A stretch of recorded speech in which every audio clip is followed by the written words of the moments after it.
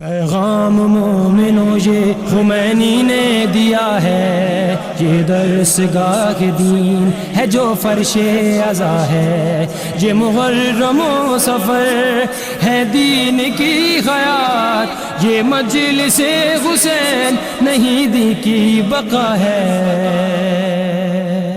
اعوذ باللہ من الشیطان الرجیم، بسم اللہ الرحمن الرحیم، الحمد للہ رب العالمین بارئ الخلائق اجمعین، والصلاة والسلام علی اشرف الانبیاء والمرسلین، خاتم النبیین، سیدنا و مولانا حبیب قلوبنا و طبیب نفوسنا، اشرف الاولین والآخرین، ابی القاسم محمد وآلہ الطیبین الطاہرین المعصومین الذین اذهب اللہ عنہم الرجس وطہرہم تطہیرا، واللعن الدائم علی اعدائہم من یوم عداوتہم الی یوم الدین۔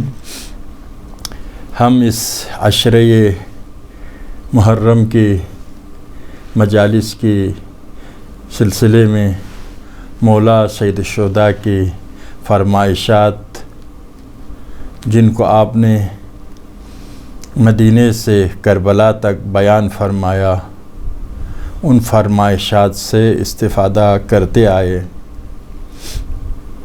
ان میں سے ایک یہ ہے کہ آپ فرماتے ہیں کہ انسان کو اپنی عزت کا خیال رکھنا چاہیے۔ آپ نے جو یزید کی بیعت نہیں کی، اس کی ایک اہم وجہ عزت کی حفاظت تھی۔ آپ خود فرماتے ہیں فإنی لا أعطيكم بيدي إعطاء الذلیل ولا أقر اقرار العبید، میں تمہارے ہاتھوں میں اپنے ہاتھ نہیں دیتا ہوں جس طرح سے ایک ذلیل انسان تسلیم اور غلامی کا ہاتھ دیتا ہے، ولا اقر اقرار العبید، غلاموں کی طرح تمہاری آقائی کا اقرار بھی نہیں کرتا ہوں۔ تو آپ نے بیعت کا انکار کیا، اس کا اہم وجہ یہی تھا کہ ذلت برداشت نہیں کرنا چاہتے تھے۔ آپ جب مکے سے باہر آ رہے تھے تو کچھ لوگوں سے ملاقات ہوئی، انہوں نے آپ کی خروج کے وجہ پوچھا، تو آپ نے عرب کے ایک مشہور شاعر کے شعر پڑھا، جس شعر کا آخری مصرع یہ تھا کفا بک ذلا ان تعیش و ترغما، ذلت کے لیے اتنا بس ہے، کافی ہے ذلت کے لیے کہ تم زندہ رہو، زندگی کرو، لیکن کسی اور کے غلام بن کر، کسی اور کے سامنے سر تسلیم خم ہو کر، کسی اور کی بات ماننے پر مجبور ہو کر زندگی کرنا، یہ ذلت کے لیے اتنا کافی ہے۔ دیکھیے، ایک دفعہ حکومت ہے، حکومت کے احکام مانتے ہیں، لیکن حکومت کو ہم صحیح سمجھتے ہیں، تو اس کے احکام ماننا کسی اور کے حکم ماننا نہیں ہے، بلکہ اپنے نظریہ کو ماننا ہے۔ لیکن اگر آپ اس حکومت کو باطل سمجھتے ہیں، اس سردار کو، اس کمانڈر کو باطل سمجھتے ہیں، اس کے احکام کو بھی طاغوتی احکام سمجھتے ہیں، تو اس کے باوجود اس کے سامنے سر تسلیم خم کرنا ذلت کے علاوہ کچھ نہیں ہے۔ کفا بک ذلا ان تعیش و ترغما، ذلت کے لیے اتنا کافی ہے کہ تم زندہ رہو اور مغلوب ہو کر دوسرے کے سامنے سر تسلیم خم کرنے پر تم مجبور ہو۔ اسی طرح سے مولا فرماتے ہیں الحیات فی عز الموت فی عز خیر من حیات فی ذل، عزت کی زندگی بہتر ہے، عزت کی موت بہتر ہے ذلت کی زندگی سے۔ ذلت کے ساتھ زندگی کرنے سے بہتر یہی ہے کہ عزت کے ساتھ شہادت کو آغوش سے لگائے۔ اور اسی طرح سے آپ نے مختلف مقامات پر اسی کی طرف اشارہ کیا. جب عمر ابن سعد نے ابن زیاد کی بیعت کی پیشکش کی تو آپ نے فرمایا ہیہات من الذلہ، ذلت ہم سے بہت ہی دور ہے. اب اللہ خدا نہیں مانتا ہے، ورسولہ رسول نہیں مانتا ہے، والمؤمنون مؤمنون جو خدا و رسول پر آخرت پر ایمان رکھتے ہیں وہ نہیں مانتا ہے. والمؤمنون وحجور طابت وطہرت، جن دامنوں میں ہماری تربیت ہوئی ہے وہ دامن نہیں مانتے ہیں. من ان تؤثر طاعت اللئام علی مصارع الکرام، کہ شہادت پر ہم پس لوگوں کے اطاعت کو ترجیح دیں. ممکن نہیں ہے ہم پس لوگوں کی اطاعت کر کے شہادت سے اپنے آپ کو محروم کریں. ہم شہادت کو اپنائیں گے تاکہ پست لوگوں کی طاعت سے، غلامی سے اپنے آپ کو نجات دے سکے. تو مولا مختلف مقامات پر فرماتے. اسی لیے جب دربار ولید میں پیشنہاد کی کہ آپ بیعت کریں یزید کی، فرمایا مثلی لا یبایع مثلہ، مجھ جیسا یزید جیسے کہ بیعت نہیں کر سکتا. وہ ہر حوالے سے ناپاک ہے، میں ہر حوالے سے پاکیزہ ہوں. کس طرح سے پاکیزہ ناپاکی کے سامنے جھک سکتا ہے؟ جھکنا ممکن نہیں ہے. اور اسی طرح سے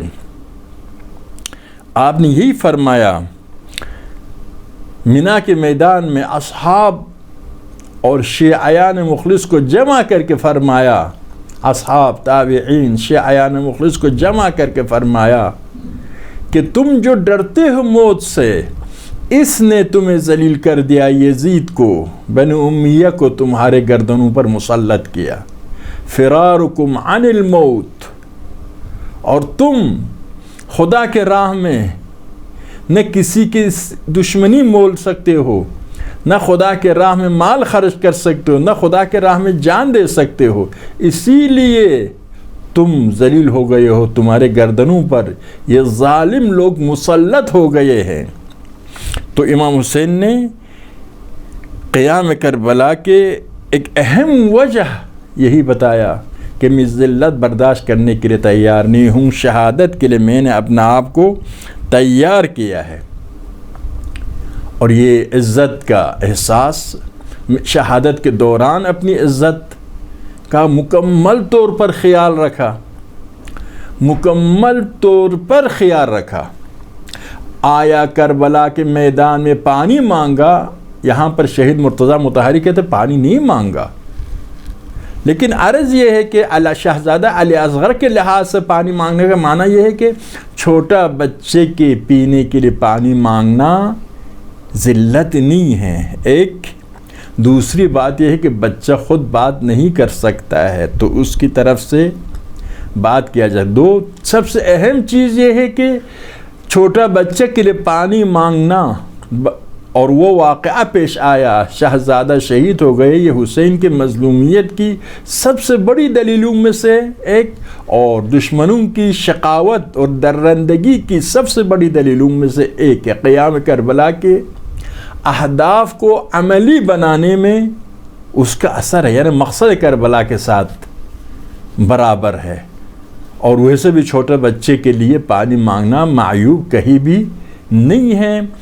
ویسے بھی ہمارے عرف میں اگر آپ کسی سے کھانا مانگیں گے تو ذلت ہے، پانی مانگیں گے تو ذلت شمار شاید نہ ہو.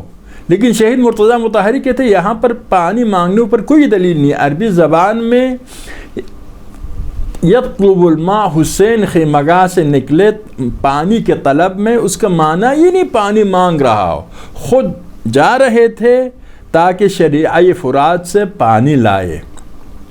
بہرحال یہ یقینی مسئلہ ہے کہ حسین کی قیام میں اصل قیام کی وجہ بھی ایک یہی تھا کہ آپ ذلت کو برداشت نہیں کرنا چاہتے تھے، اور قیام کے دوران شہادت کو آغوش سے لگایا تاکہ ذلت سے اپنے آپ کو، اپنے اہل بیت کو نجات دے۔ اور اسیری بھی ذلت نہیں ہے۔ اگر کسی کے جملہ ہے شیر پنجرے میں بند ہے، وہ شیر کی عظمت میں، شیر کی اہمیت میں کمی کا باعث نہیں۔ شیر پنجرے میں بھی شیر ہے، لومڑی باہر بھی ہو لومڑی ہے، وہ باہر بھی ہو ذلیل ہے، وہ کمرے پنجرے میں بھی ہو عزت والا ہے۔ اہل بیت اسیر بھی ہو عزت والے تھے۔ کوفہ کے بازار میں اہل بیت کی بات چلتی تھی، دشمن پریشان تھے۔ کوفہ کے دربار میں زینب اور سید سجاد نے دشمن کو رسوا کیا اپنی دربار میں۔ شام میں ٹھیک ہے جسمانی لحاظ سے تکلیفیں اٹھائی، مصائب برداشت کیے، لیکن شام کے مسجد میں، شام کے دربار میں یزید کو رسوا کیا، کوفہ کے بازار میں اور دربار میں دشمن کو رسوا کیا۔ دشمن سیاسی توبہ کرنے پر مجبور ہو گیا، مجبور ہو کر اپنی ندامت کا اظہار کیا۔ تو آپ دیکھ رہے ہیں عزت، دین میں عزت کا بڑا مقام ہے۔ مومن کو حکم ہے کہ اپنی عزت کا خیال رکھے۔ قرآن میں ارشاد ہوتا ہے فَإِنَّ الْعِزَّةَ لِلَّهِ جَمِيعًا، پوری کی پوری عزت خدا کی ملکیت میں ہے۔ عزت خدا کے ساتھ مخصوص ہے۔ آپ جانتے ہیں اسلامی عقیدے کے مطابق، توحید کے عقیدے کے مطابق، مکتب اہل بیت، مذہب اہل بیت مذہب توحید ہے۔ ہر میدان میں توحید، صرف اور صرف خدا، صرف اور صرف خدا، یہ مذہب اہل بیت ہے۔ ان میں سے ایک عزت ہے۔ عزت صرف اور صرف خدا کی ملکیت میں ہے، خدا کے پاس ہے۔ قرآن مجید کا یہ حکم ہے۔ ہر چیز اس عالم میں، کوئی چیز ہو وہ خدا کی ملکیت میں، ان میں سے ایک عزت ہے۔ قرآن میں ارشاد ہوتا ہے وَلِلَّهِ الْعِزَّةُ وَلِرَسُولِهِ وَلِلْمُؤْمِنِينَ، عزت مخصوص ہے خدا کے ساتھ اور رسول خدا کے ساتھ اور مؤمنین کے ساتھ۔ وَلَكِنَّ الْمُنَافِقِينَ لَا يَعْلَمُونَ، لیکن منافق نہیں جانتے اس بات کو۔ عزت خدا کے پاس، رسول کے پاس اور مؤمنین کے پاس، لیکن منافقین اس بات کو نہیں جانتے ہیں، سمجھتے ہیں کہیں اور عزت ہے۔ ابھی عالم اسلام کے منافقین کو دیکھیے، سمجھتے ہیں امریکہ کے ساتھ جانے میں عزت ہے، یورپ ممالک کی غلامی میں عزت ہے، اور عزت کو وہاں ڈھونڈتے ہیں۔ قرآن میں ارشاد ہوتا ہے من کان یرید العزة فللہ العزة جمیعا، اگر آپ عزت چاہتے، انسان فطرتاً عزت کا عاشق ہے، ذلت کو انسان پسند نہیں کرتا ہے۔ اگر کوئی عزت چاہتا ہے، پوری کی پوری عزت خدا کے پاس ہے۔ الذین یتخذون الکافرین اولیاء من دون المؤمنین، قرآن کا ارشاد ہے جو لوگ کفار کو اپنا ولی قرار دیتے ہیں، اپنا دوست قرار دیتے ہیں، اپنا سرپرست قرار دیتے ہیں۔ امریکہ کی سرپرستی، امریکہ ہمارا دوست، اسرائیل ہمارا دوست۔ آج کل اسرائیل کے اعتراف کرنے میں لگے ہوئے ہیں۔ آپ دیکھتے ہیں عرب ممالک ان کے بڑے بت، چھوٹے بتوں سے کہا ہے کہ تم جا کر اسرائیل کے اعتراف کرو، آخر میں اعتراف کروں گا، اسی لیے کہ بعد دیگری اسرائیل کی اعتراف کر رہے ہیں۔ وہ سمجھتے ہیں کہ کفار کے ساتھ، مشرکین کے ساتھ دوستی میں، ان کی سرپرستی قبول کرنے میں عزت ہے۔ الذین یتخذون الکافرین اولیاء من دون المؤمنین، جو لوگ کافروں کو اپنا ولی قرار دیتے ہیں، مؤمنین کو چھوڑ کر ایران کے ساتھ دشمنی کریں گے، حزب اللہ کے ساتھ دشمنی کریں گے اور کفار کی ولایت قبول کریں گے۔ یہ کیوں ایسا کرتے ہیں؟ ایبتغون عندهم العزہ، یہ عزت کی طلب میں ان کے پاس جاتے ہیں۔ یبتغون عندهم العزہ، حمزہ استفہامیہ ہے، کیا یہ لوگ طلب کرتے ہیں، ڈھونڈتے ہیں عزت کو ان کافروں کے پاس، جبکہ کیا ہے فإن العزة للہ جميعا، جبکہ عزت پوری کی پوری خدا کے پاس۔ تو منافقین لا یعلمون، منافقین کے سمجھ میں نہیں آتا ہے۔ دیکھیے یہ امریکہ کو خوش کرنے کے لیے اپنا پورا سرمایہ دیا ہے، اس کے باوجود امریکہ کہتا ہے یہ ہمارا دودھ دینے والی گائے ہے، یہ ایک ہفتہ بھی نہیں چل سکتے ہیں ہمارے حمایت کے بغیر، یہ بدو ہے، یہ بے شعور غیر مہذب قوم ہے، اتنی ان کی توہین کرتے ہیں، صرف اپنے اقتدار کے بقا کے لیے، اپنی بادشاہت کے لیے ان کے پاس جاتے ہیں۔ خدا کے پاس آ جائے عزت رہے گی، تمہارا مال بھی رہے گا، تمہاری قوم بھی رہے گی۔ ایبتغون عندهم العزہ فإن العزة للہ جميعا، پوری کی پوری عزت خدا کے پاس۔ عزت دو قسم کی ہے حقیقت میں، عزت ایک باطنی عزت ہے جو بنیاد ہے ظاہری عزت کے لیے۔ باطنی عزت کے عربی زبان میں معنی کیا ہے؟ شکست ناپذیر، جو دوسرے کے سامنے ہتھیار نہیں ڈالتا ہے، جو اپنے آپ کو کسی سے کمتر نہیں سمجھتا ہے، کمزور نہیں سمجھتا ہے، ناتوان نہیں سمجھتا ہے، مشکل ترین مشکل چیزوں کو وہ آسان بناتا ہے، فتح کرتا ہے، چوٹیوں کو فتح کرتا ہے۔ اسی لیے وہ محل، وہ قلعہ جو مضبوط ہے اور دشمن اس کو فتح نہیں کرتے ہیں، نہیں کر سکتے ہیں، اس کو کہتے ہیں عزیز، یعنی عزیز یعنی وہ قلعہ ہے جس پر کوئی غالب نہیں آ سکتا، جس کو کوئی شکست نہیں دے سکتا، وہ زمین جس کو کھودنا مشکل ہو اس کو عزیز کہتے ہیں۔ تو عزیز وہ شخص ہے جو انتہائی مضبوط ہے، نہ نفس امارہ کے خواہشات کے سامنے سر تسلیم خم کرتا ہے، نہ شیطان کے سامنے سر تسلیم خم کرتا ہے، نہ شیاطین انس کے سامنے، نہ دوستوں کو منحرف گمراہ دوستوں کے سامنے سر تسلیم خم کرتا ہے، نہ دشمنوں کے سامنے سر تسلیم خم کرتا ہے، نہ سپر طاقتوں کے سامنے سر تسلیم خم کرتا ہے۔ اتنا مضبوط ہے، امام خمینی کہتے تھے پوری دنیا ایک طرف ہو، ہم صرف ایک دوسری طرف ہو، ہم ان کے سامنے سر تسلیم خم نہیں کریں گے۔ 42 سال سے یہ انقلاب اسی طرح سے ہے، سر تسلیم خم نہیں کرتے ہیں۔ یہ کون ہے کرنے والے؟ یہ چند دیندار لوگ ہیں۔ دیندار لوگ عزیز ہو سکتے ہیں، کیوں؟ اس لیے کہ ان کو خدا پر ایمان ہے، خدا پر یقین ہے، یقین رکھتے اس عالم کی سب سے بڑی طاقت خدا ہے، طاقت کا سرچشمہ خدا ہے، وہ ہمارے ساتھ ہے، وہ ہم سے راضی ہے، کسی اور سے ڈرنے کی ضرورت محسوس نہیں کرتا ہے۔ جانتے ہیں کہ دنیا بھی اس خدا کے ہاتھ میں ہے، آخرت بھی اس خدا کے ہاتھ میں ہے، غیر خدا کچھ نہیں بگاڑ سکتا ہے اگر خدا نہ چاہے۔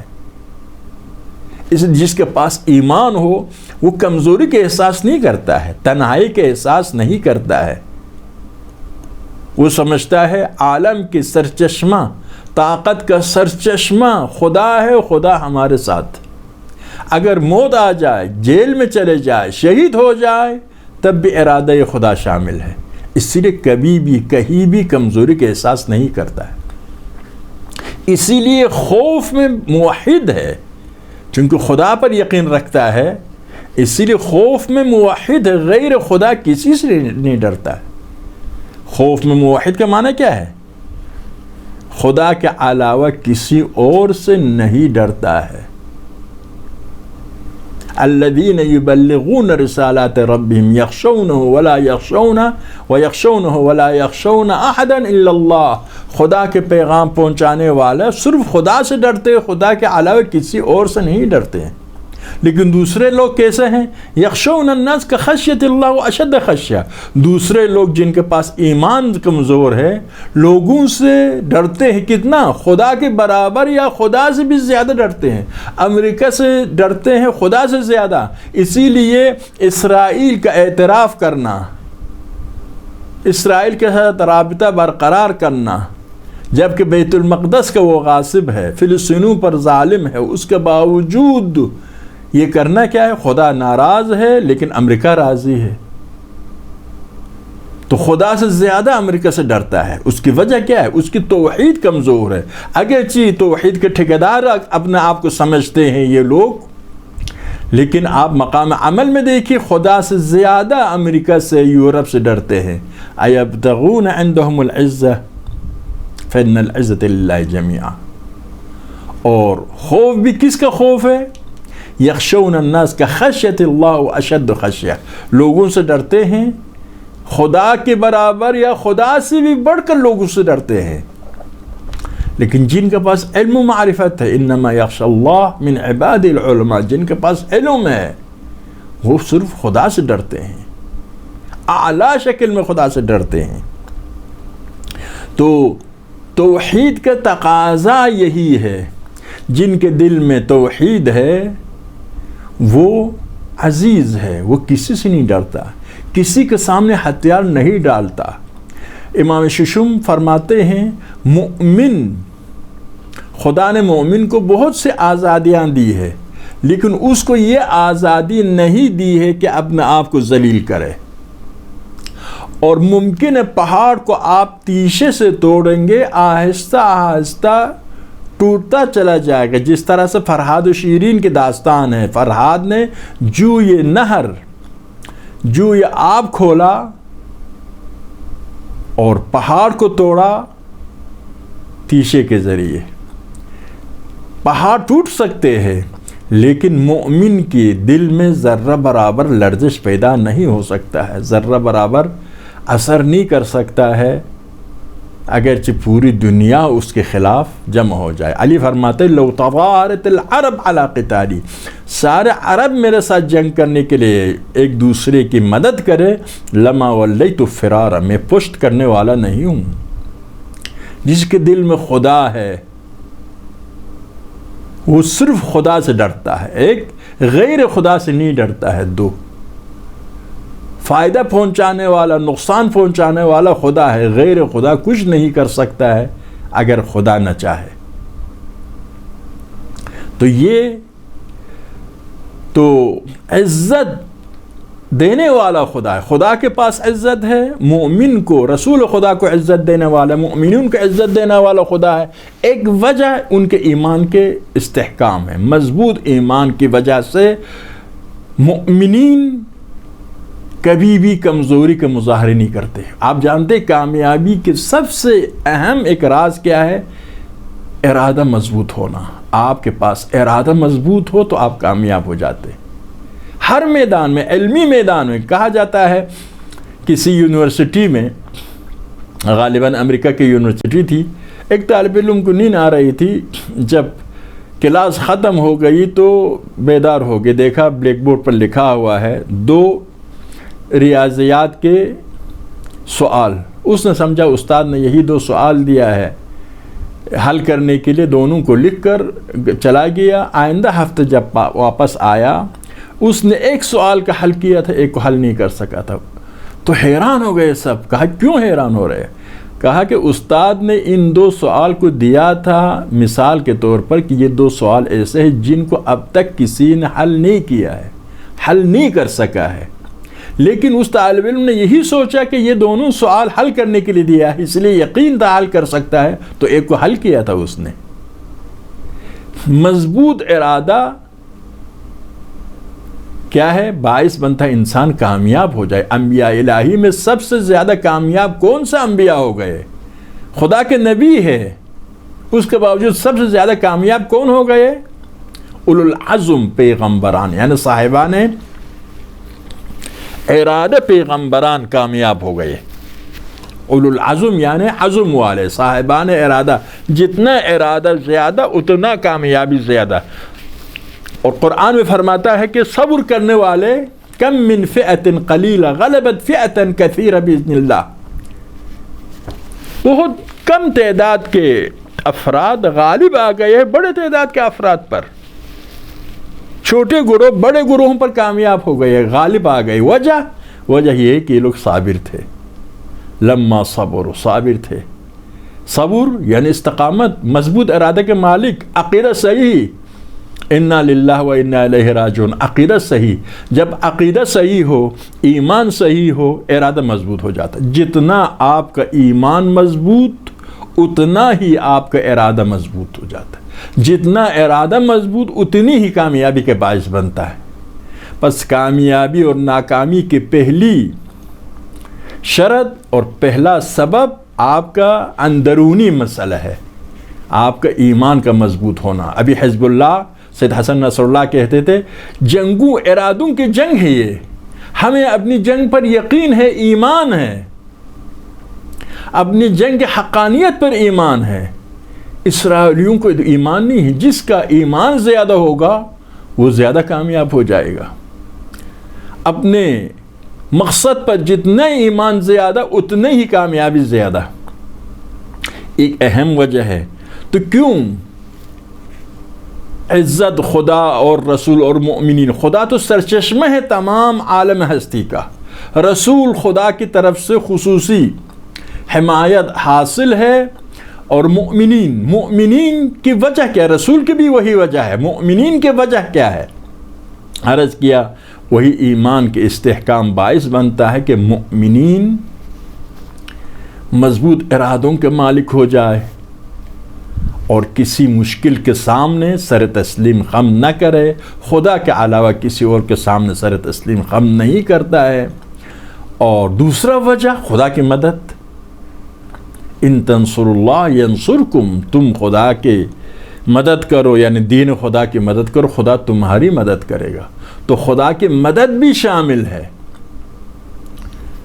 عالم خدا کے ہاتھ میں ہے، عالم خدا کی نگاہوں کے سامنے ہے، خدا حکیم ہے، رحیم ہے۔ اسی بنا پر خدا امداد کرتا ہے، مدد بھیجتا ہے، اسی لیے مومن عزیز ہے، کبھی بھی کمزوری کے احساس نہیں کرتا ہے اور غالب آتا ہے، مغلوب نہیں ہوتا ہے۔ تو قرآن مجید یہی، ابھی جو مسلمان امریکہ کے مغرب کے غلام بنتے ہیں، سمجھنا چاہے ان کا ایمان کمزور ہے، ورنہ قرآن کیا کہتا ہے؟ ایبتغون عندہم العزہ، عزت کے لیے جاتے ہیں کفار کی طرف، منافقین کی طرف۔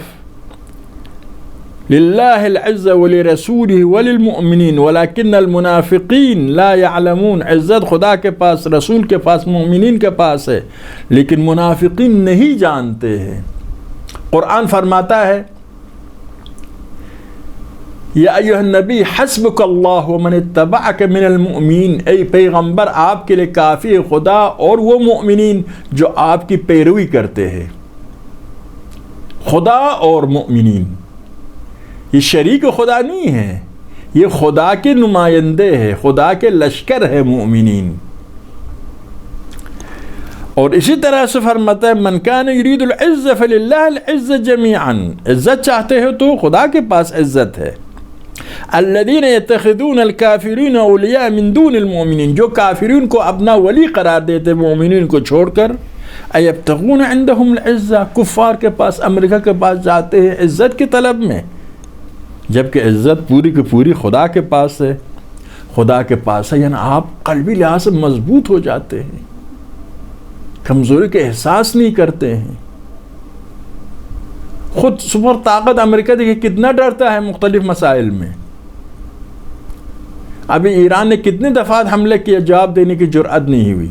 بس اوقات کہتے تھے امریکہ پر حملے کرنے والے نامعلوم گروہ ہے، معلوم نہیں ہوتا ہے۔ ابھی تو یہاں معلوم ہے کہ حملہ کرنے والا کون ہے۔ عزت خدا کے پاس ہے، رسول کے پاس ہے، مؤمنین کے پاس ہے۔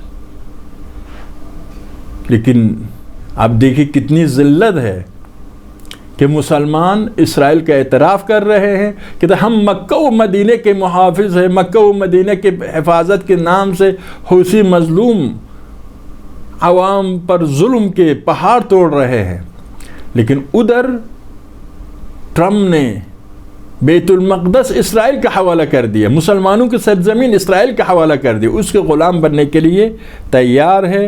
کس وجہ سے؟ یہ عزت کے لیے ٹرمپ کے پاس جا رہے ہیں، کفار کے پاس جا رہے ہیں، انہی وجوہات کی بنا پر۔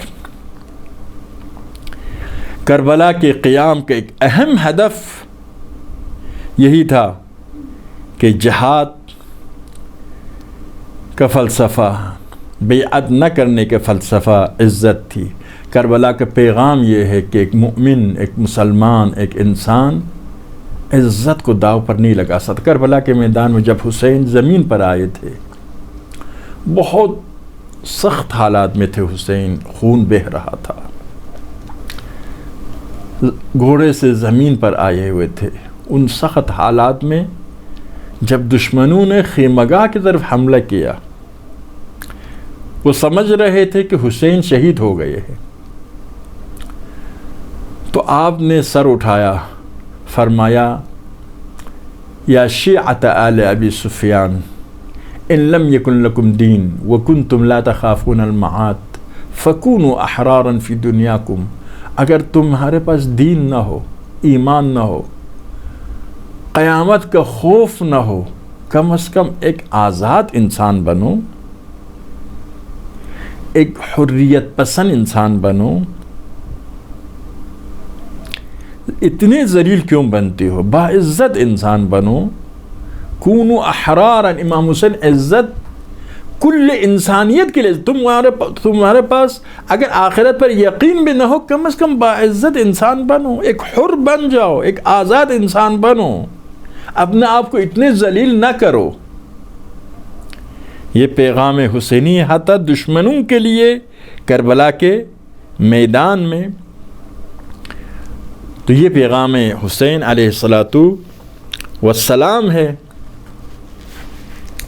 اور مولا سید الشہداء کا ایک اہم پیغام کربلا کے میدان میں، آپ کے قیام کے ایک اہم وجہ، اور اس کی طرف صرف اشارہ کروں گا، وقت نہیں ہے، وہ یہ ہے کہ آپ نے فرمایا، اہل بصرہ کو خط لکھا، اس خط میں فرمایا انی ادعوکم الی کتاب اللہ و سنت رسولہ، میں تمہیں دعوت دیتا ہوں کتاب خدا کی طرف، سنت رسول کی طرف۔ شیعیان حسین، عزاداران حسین، حسین نے جو خط لکھا بصرہ والوں کو، کیا فرمایا؟ کتاب خدا کی طرف تمہیں بلاتا ہوں، سنت رسول کی طرف بلاتا ہوں، آئیے یہ اعلان حسینی، یہ ندائے حسینی، یہ پیغام حسینی ابھی تک گونج رہا ہے عالم میں، اور اس صدائے حسینی پر لبیک کہنے کی سب سے پہلی ذمہ داری ہماری ذمہ داری ہے۔ حسین کے نام پر رونے والے، حسین کی زیارت پر کٹنے مرنے والے، حسین کے عزاداری کے لیے کٹنے مرنے والے، یہ سب سے زیادہ حقدار ہے اس آواز پر لبے کہنے کے حوالے سے جس آواز کو حسین نے بلند کیا، انی ادعوکم الی کتاب اللہ، کتاب خدا کی طرف دعوت دیتا ہوں۔ آئیے کتاب خدا کی طرف ہم گئے ہیں، قرآن کے آیات پر ہم عمل کر رہے ہیں، ہم خوش قسمت ہے۔ شیعیان علی میں سے ایک بڑے گروہ نے اس پر عمل کیا۔ قرآن کیا کہتا ہے؟ رحماء بینہم اشداء علی الکفار رحماء بینہم، مسلمان کفار کی نسبت میں شدید ہے، آپس میں رحم دل ہے۔ یہ ہمارے حزب اللہ ہے، یہ ہمارے ایران ہے، یہ ہمارے مخلص مجاہدین ہے، کفار کی نسبت میں سخت گیر، آپس میں رحم دل۔ اگر اس وقت عالم کفر ڈرتا ہے تو صرف شیعیان حیدر کرار سے ڈرتا ہے۔ حتی سنیوں سے دفاع کرنے میں، فلسطینوں سے دفاع کرنے میں، بوسنیا سے جس وقت بوسنیا کا مسئلہ تھا دفاع کرنے میں، اگر ڈرتا ہے تو شیعیان علی سے ڈرتا ہے۔ رحماء، کفار کی نسبت میں سخت گیر، آپس میں رحم دل۔ لن یجعل اللہ للکافرین علی المؤمنین سبیلا، خدا نے کافروں کو مسلط نہیں کیا ہے مومنین پر. کافروں کے مومنین کو حق نہیں ملتا ہے کافروں کی بالادستی کو قبول کرے. عالم اسلام میں واحد ملک شیعہ ملک ہے، واحد گروہ حزب اللہ ہے، شیعہ گروہ ہے، حوثی ہے. ہمیں اس پر فخر ہے، لیکن سارے شیعوں کی ذمہ داری ہے، سارے مسلمانوں کی ذمہ داری ہے، سارے انسانوں کی ذمہ داری ہے. حر بننا، آزاد بننا عزت کی علامت ہے. حسین یہی چاہتے، سارے انسان.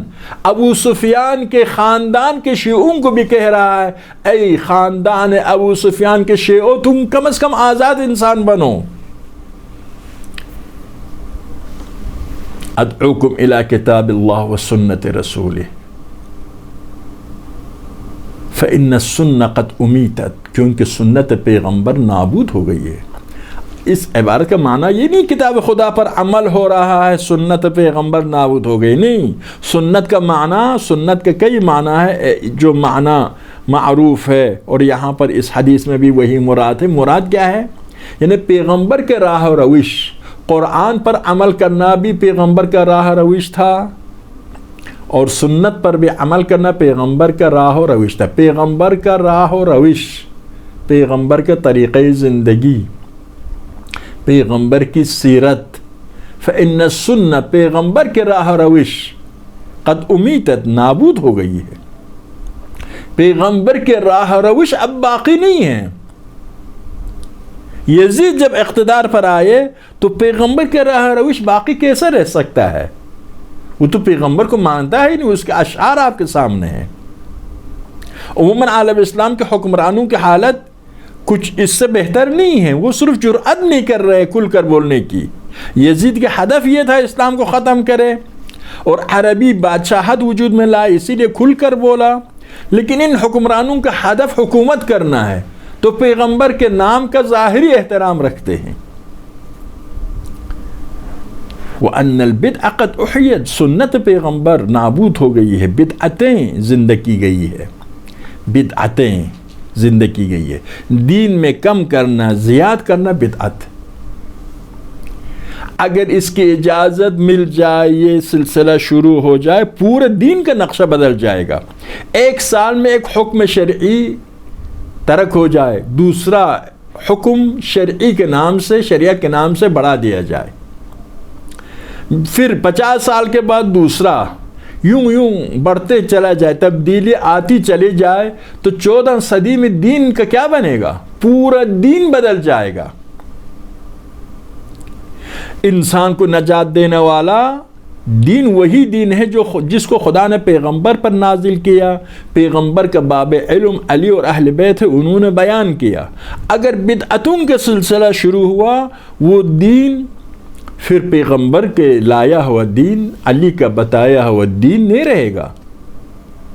لوگوں نے اپنے پسند کے مطابق کم و زیاد کیا، خلوص نیت کے ساتھ بھی کم و زیاد کیا ہو، تب بھی اپنے پسند کے مطابق جب کم و زیاد کیا، وہ کم و زیاد کے ذریعے جو دین وجود میں آیا، وہ دین انسان کی سعادت کا باعث نہیں بن سکتا ہے. انسان کے ضابطۂ حیات، سعادت کے قانون خدا جانتا ہے، خدا بتا سکتا ہے. اسی لیے پورا دین سے محروم ہو جائے گا اگر بدعتوں کو اجازت مل گئی. اسی لیے دین میں بدعتوں کو بالکل اجازت نہیں مل سکتی. دیکھیں، 2 نقطہ ہے. ایک، دنیا میں کوئی چیز جائز ہے یا نہیں ہے دیکھنا ہے. ہوائی جہاز پہ سوار ہونا جائز ہے، فلان دوائی کھانا جائز ہے یا نہیں وغیرہ. وہاں پر آپ کو یہ دیکھنا ہے آیا شریعت میں منع آیا ہے نہیں آیا ہے. اگر منع نہیں آیا ہے تو جائز ہے. یہ ہمارے پاس بے شمار احادیث اور بعض آیات کے ذریعے ثابت ہے. اس کو قانون حلیت، قانون اباحہ کہتے ہیں، اصالت اباحہ کہتے ہیں. دوسرا یہ کہ دین میں ہے، یعنی دین کس کی طرف سے؟ خدا کی طرف سے، پیغمبر پر. پیغمبر نے یہ دین پورے کے پورا علی کو بیان کیا ہے. باب علم نبی ہے، اہل بیت سفینہ نجات ہے.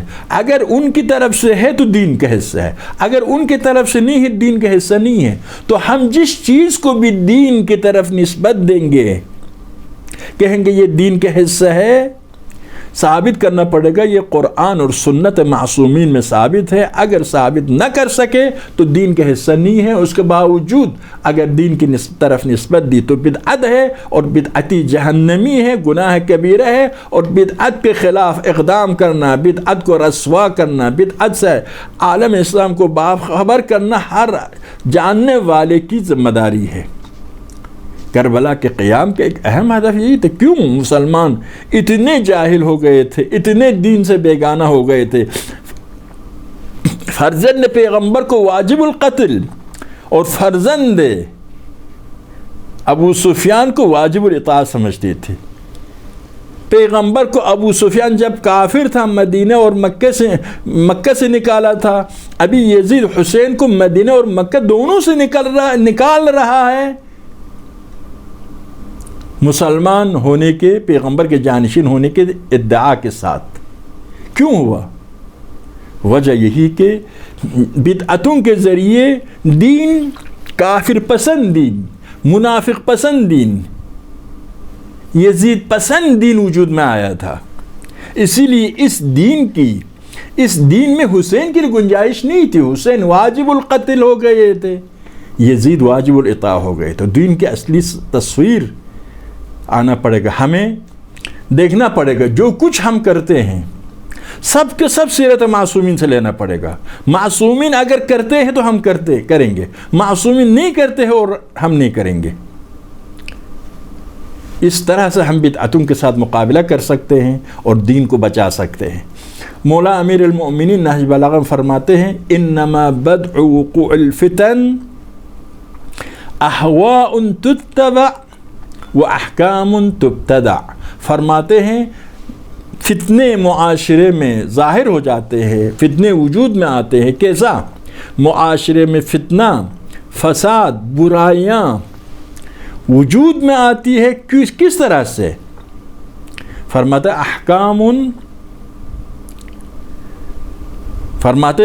احواء تتبع. ایک وجہ یہ ہے خواہشات نفسانی کی پیروی ہوتی ہے.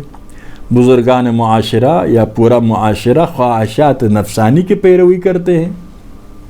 خواہشات نفسانی کی پیروی, مثلا اوپر کے لوگ لیڈر حضرات اپنی خواہشات کے بنا پر نئے نئے حکم جعل کرتے ہیں, نئے نئے آرڈر دیتے ہیں, نئے نئے قانون بناتے ہیں, اور اپنے مفادات کے لیے. اس کے بعد عوام جو ہے انہی غلط حکمرانوں کے, غلط قوانین کے پیروی کرتے ہیں. کیوں؟ اس لیے کہ یہ ہمارے لیڈر ہے, ہمارے قومی لیڈر ہے, ہمارے زبان اس کی زبان ہے, ہماری رنگت اس کی رنگت ہے, ہماری نسل اس کی نسل ہے. وہی خواہشات نفسانی. خواص بھی خواہشات نفسانی کی وجہ سے دین کو تبدیل کرتے, معاشرے کو خراب کرتے ہیں. عوام بھی خواہشات نفسانی کی وجہ سے یہ کرتے ہیں. اس کے بعد مولا فرماتے ہیں وَأَحْكَامٌ تُبْتَدَعْ. پھر حکم بنایا جاتا ہے, حکم بنایا جاتا, قوانین بنائے جاتے ہیں. تبتدع بدعتی قوانین بنائے جاتے ہیں. ایسا قوانین جو بدعت ہی بدعت ہے, شریعت کے نام پر, دین کے نام پر بناتے ہیں. عجیب و غریب نظر آتے, اتنی جعلی قوانین بناتے ہیں, کوئی حد نہیں ہے. مفتیان ایسا فتویٰ دیتے, جب ان کے فتویٰ کی دلیل پوچھتے تو انسان حیران ہو جاتا ہے کتنی جہالت ہے اس دلیل میں. احکام تبتدع, بدعت والے احکام جعل ہوتا ہے. بس بدعت اور خواہشات نفسانی کی پیروی کی وجہ سے معاشرہ خراب ہو جاتا ہے. قیام کربلا کا ایک اہم ہدف یہی تھا, بدعتوں کو ختم کرو, اصل قرآن و سنت کی طرف پلٹ کر آ جاؤ. ابھی کربلا والوں کی یہی ذمہ داری ہے, اصل قرآن و سنت کی طرف لوگوں کو دعوت دینا اور بدعتوں سے لوگوں کو روکنا. اس کے لیے سب سے پہلے خود ہمیں رکنا پڑے گا, بچنا پڑے گا, بچانا پڑے گا بدعتوں سے, اور قرآن و سنت کے کاروان میں شامل ہونا پڑے گا. پہلا قدم پر معرفت, دوسرے قدم پر عمل. آج مولا ابو الفضل کی تذکرہ کرنا چاہتا ہوں.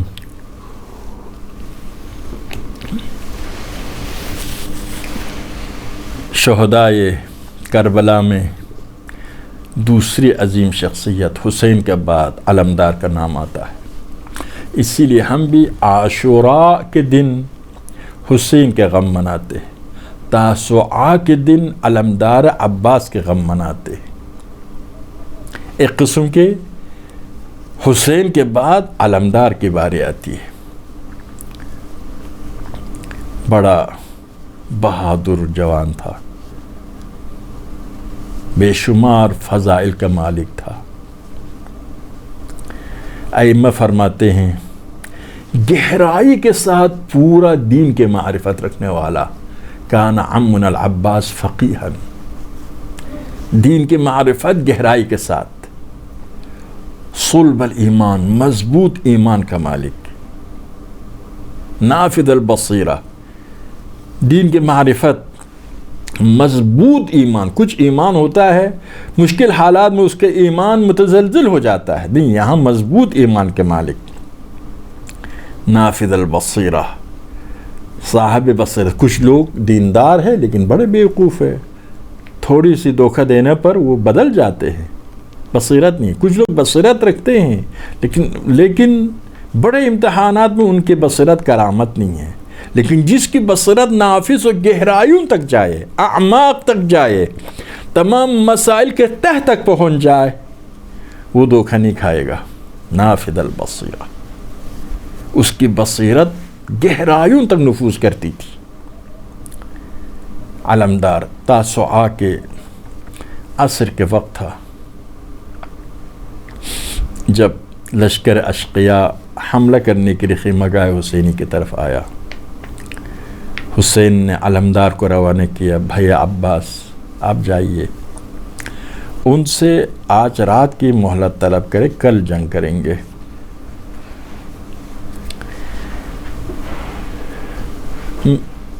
خدا جانتا ہے کہ میں دعا سے، ذکر خدا سے، تلاوت قرآن سے، نماز سے محبت کرتا ہوں. تو آج رات ان عبادتوں میں مصروف ہونا چاہتے، آپ ان سے مہلت طلب کیجیے ایک رات کی. علمدار گئے، پورا لشکر رک گیا. علمدار کی جلالت اور عظمت تھی. آپ نے حسین کے پیغام سنایا. اشقیاء کے درمیان اختلاف کے بعد بعض نے کہا کہ اگر کفار بھی ایک رات کے مہلت مانگے تو ہم ایک رات کے تو مہلت دیتے ہیں. یہ تو فرزند پیغمبر ہے، فرزند پیغمبر ایک رات کے مہلت مانگ رہے ہیں، وہ بھی عبادت کے لیے، یاد خدا کے لیے. بہرحال اشقیاء نے مہلت دی. علمدار واپس آئے حسین کی خدمت میں. شب عاشور کے واقعات آپ کے پاس ہے. اسی عصر عاشوراء میں شمر آتا ہے، خیمہ گاہ حسینی کے باہر آواز دیتا ہے این بنو اختنا، ہماری بہن کی اولاد کہاں ہے. علمدار حسین کی خدمت میں ہے، آپ نے کوئی جواب نہیں دیا. حسین نے فرمایا علمدار جواب دو، وَإِنْ كَانَ فَاسِقًا، اگرچہ فاسق ہے لیکن آپ جواب دے دیں. علمدار گئے، فرمایا کیا چاہتے ہو؟ کہا کہ میں نے امیر سے پوچھا ہے کل ضرور جنگ ہوگی. تو امیر عبید اللہ ابن زیاد سے آپ کے لیے اور آپ کے بھائیوں کے لیے امان نامہ لے کر آیا ہوں. یہ امان نامہ ہے، اپنی جانوں کو بچاؤ ورنہ کل شہید ہو جائیں گے. تو آپ نے پوچھا فرزند پیغمبر کے لیے بھی امان نامہ لے کر آئے ہو؟ کہا کہ نہیں. تو فرمایا لعنت ہو خدا کی تمہارے امیر کے امان نامے پر. فرزند پیغمبر کے لیے امان نہیں ہے اور میرے لیے امان ہے. واپس کر دیا. شاید زہیر قین کو عباس کی معرفت نہیں تھی. آپ جانتے ہیں نا، زہیر عثمانی العقیدہ تھا، راستے میں حسینی بن گیا تھا، تو زیادہ علمدار کی معرفت کا شاید موقع نہیں ملا تھا۔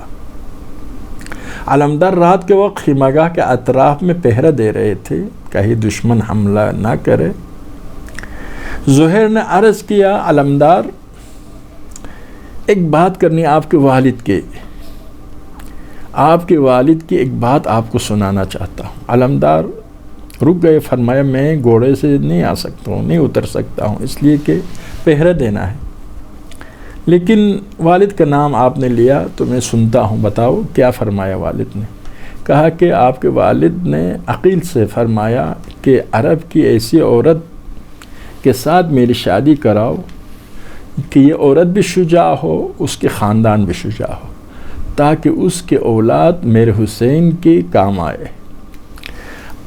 علی نے آپ کے والد کے ساتھ اسی مقصد کے لیے شادی کی تھی۔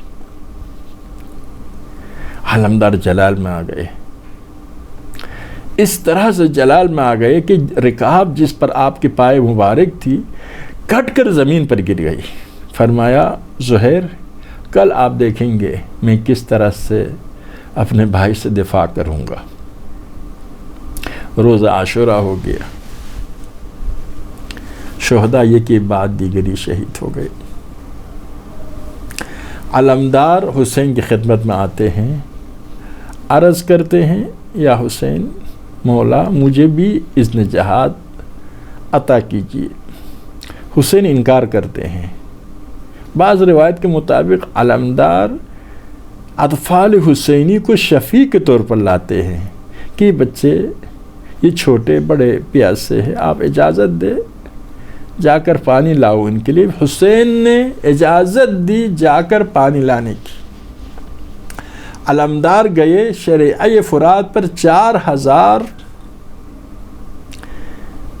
یا 10,000 اشقیاء تھے، ان کے ساتھ جنگ کے لیے علمدار جا رہے ہیں، لیکن ظاہر جانے سے پہلے گئے شہزادی زینب کی خدمت میں، بہنوں کی خدمت میں، ان کے ساتھ الوداع کرنے کے لیے، ان سے اجازت لینے کے لیے۔ ادب کا تقاضا تھا، دختر فاطمہ ہے، دختر علی ہے، دختر فاطمہ ہے۔ گئے، شہزادی زینب نے کہا، علمدار آپ اجازت لینے کے لیے آئے ہیں تو اب میں اسیری کے لیے اپنا آپ کو تیار کرتی ہوں۔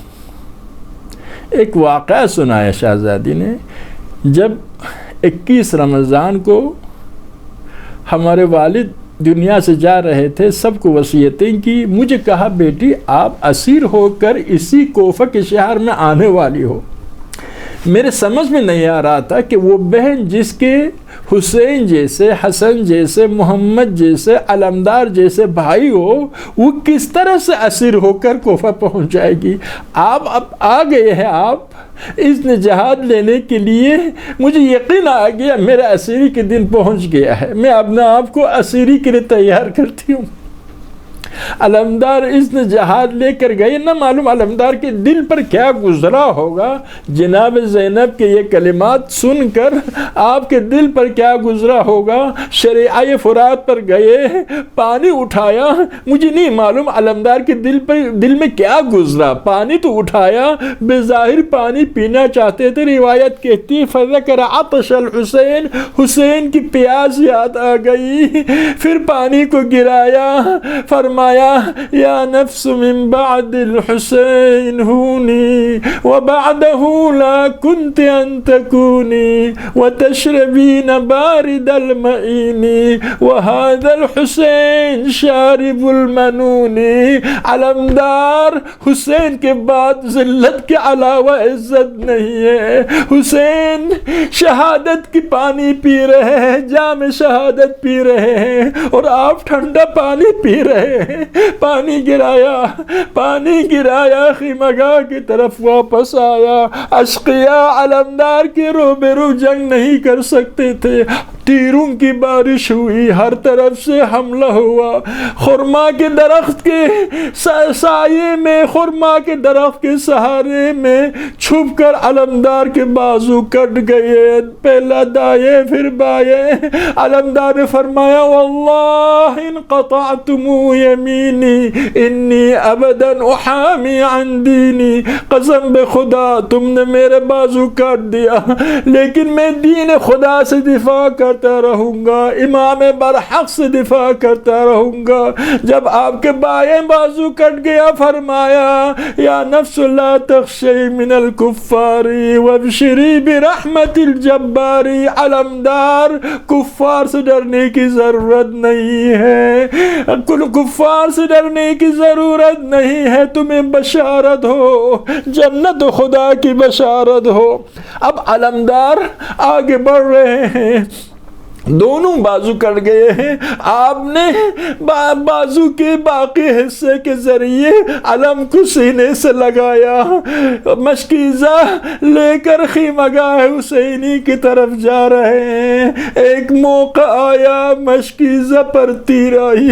اب علمدار کی کوئی خواہش نہیں ہے, خیمگاہ جانے کا خواہش نہیں ہے. اسی دوران کوئی شقی آتا ہے, کہتا ہے علمدار میں نے سنا تھا آپ بڑے بہادر ہے, بڑے طاقتور ہے, بڑے شجاع ہے, آپ کی شجاعت کہاں گئی؟ فرمایا اگر تم اس وقت آتے جب میرے بازو صحیح تھے تمہیں میں دکھاتا. وہ شقی کہتا میرے بازو تو صحیح ہے. علمدار کے سر اطہر پر حملہ کیا, علمدار گھوڑے سے زمین پر آئے, نہ معلوم کس طرح سے زمین پر آئے. ایک عالم دین عالم خواب میں دیکھتا ہے, جناب سیدہ فرماتی ہے تم بتاؤ علمدار جب گھوڑے سے زمین پر آ رہے تھے, جن شہداء کے, جن مجاہدین کے ہاتھ سالم تھے, ہاتھ کے ذریعے آتے تھے, ہاتھ کے سہارے زمین پر آتے تھے, علمدار کے بازو کٹ گئے تھے, کس طرح سے زمین پر آئے. آواز دی بھیا حسین میرے سرانے آئیے.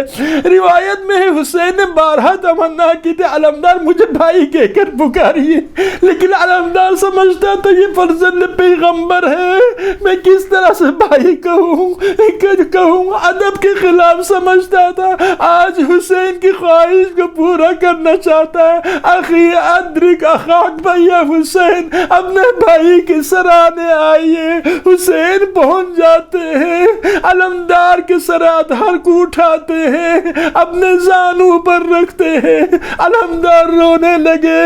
حسین نے پوچھا بھیا علمدار کیا وجہ ہے؟ فرمایا بھیا حسین مجھے وہ وقت آتا ہے جب آپ کے سر بھی کربلا کے تپتی ریت پر ہوگا, آپ کے سر اٹھانے والا کوئی نہیں ہوگا. ابھی آپ میرے سر کو اٹھا رہے ہیں. اب علمدار وصیتیں فرماتے ہیں بھیا حسین مجھے خیمہ گاہ نہ لے جائیے. ایک وجہ یہ ہے کہ میں نے سکینہ کے ساتھ وعدہ کیا تھا پانی لے جانے کا, پانی نہیں لا سکا, میں شرمندہ ہوں. اور دوسرا وجہ یہ ہے اگر میری شہادت کے بعد میری لاش کو دیکھیں گے تو آپ کے لشکر میں اہل بیت کے ماننے والوں میں ایک شکست, ایک مایوسی پھیل جائے گی. تیسری روایت یہ ہے شہزادی زینب نے پوچھا بھیا حسین آپ بتائیے علمدار کے لاش کو آپ نے کیوں نہیں لایا؟ فرمایا اتنے ٹکڑے ٹکڑے ہو چکے تھے, ایک حصہ کو میں اٹھاتا دوسرے حصہ زمین پر گرتا. شاید یہی وجہ تھا علامہ بحر العلوم کے زمانے میں علمدار کے علمدار کے روزہ میں کچھ خرابی کی وجہ سے قبر کھودی گئی. اب قبر کھودنے والا ایک دفعہ بحر العلوم کی طرف دیکھتا ہے اور پھر علمدار کے لحد کی طرف دیکھتا ہے.